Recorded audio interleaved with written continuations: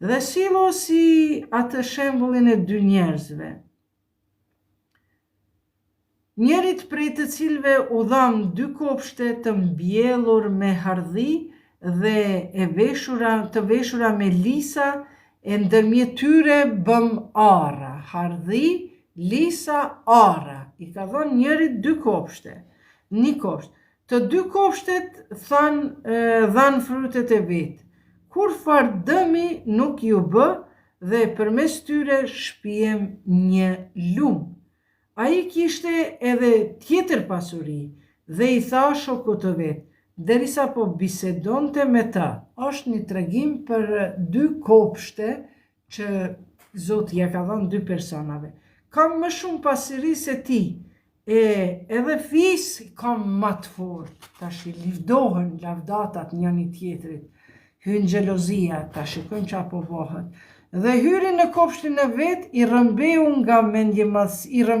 nga mendjemasia duke thënë, nuk mendoj se kjo do të shkatërrohet ndonjëherë. Çfarë ti bre?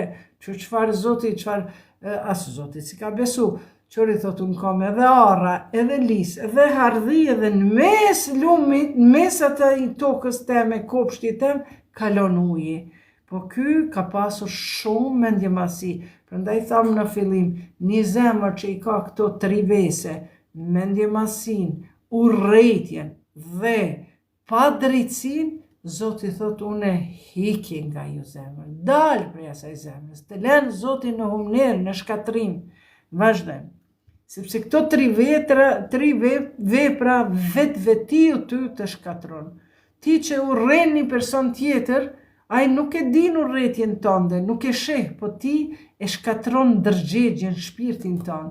Ti që bën padrejtësi, herdo kurdo padrejtësia ka me të kthy. Ti që bën mendjemasi, nuk e falenderon Zotin, faleminderit o Zot që ma ke dhënë këtë kopsht, me hurme, faleminderit për dhuratën, me hurme, me hardhi, me lumen, atëherë shikojmë çka po ndodh. Dhe nuk ma merr mendja se ka për të ardhur ndonjëherë dita e kiametit. Nuk e beson njëri prej tyre ditën e kiametit. Por edhe nëse kthehem te Zoti, me siguri për kompenzim do të gjej diçka më mirë se kjo.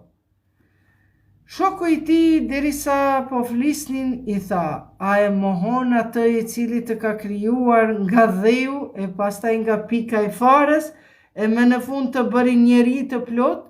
I thot kopshtarit, apo e mohon Zotin që të ka kriju për një pik uji lëngu? Njëherë nga toka e ka kriju Zoti Ademin a.s. e pastaj edhe nga uji. Sa për mua, ai është Allahu, ky kopshtari i mirë besimtar. Sa për mua, ai është Allahu, Zoti im dhe unë nuk i bëj shok askë Zotit tim. E pse nuk the? Kur hyre në kopshtin tënd, mashallah, i thot këtash ky i miri, besimtari i thot këtij tjetrit, ta ka dhënë Zoti gjithë këtë mirën, pse nuk the mashallah? Nuk ka forcë përveç asaj të Allahut, pra kjo i bjen në gjuhën shqipe. Nëse më shikon mua, unë kam më pak pasuri edhe më pak fëmijë, pra kopshtarit i thot. Por Zoti im ndoshta më jep kopsht më të mirë se yti, e në atë tëndin të dërgoj rrëmuj nga qielli e të gëdhi krejt rrafsh për toke. Tash ky kopshtarit. Ose ti thahet uji e të mos mundesh të lypësh kur.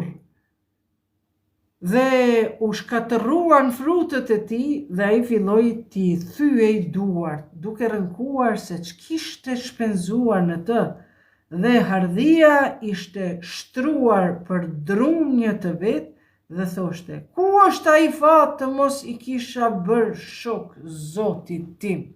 Pra ky kopshtari, i cili nuk e besoi as botën tjetër, as nuk e falenderoi, as nuk thoshte mashallah, po vetëm u lëvdonte, tash ky kur e sheh të shkatruar, të shkrumuar për toke, brenda një nate kopshtin e tij thot, ku ishte ai fat që unë të kisha besuar Zotit?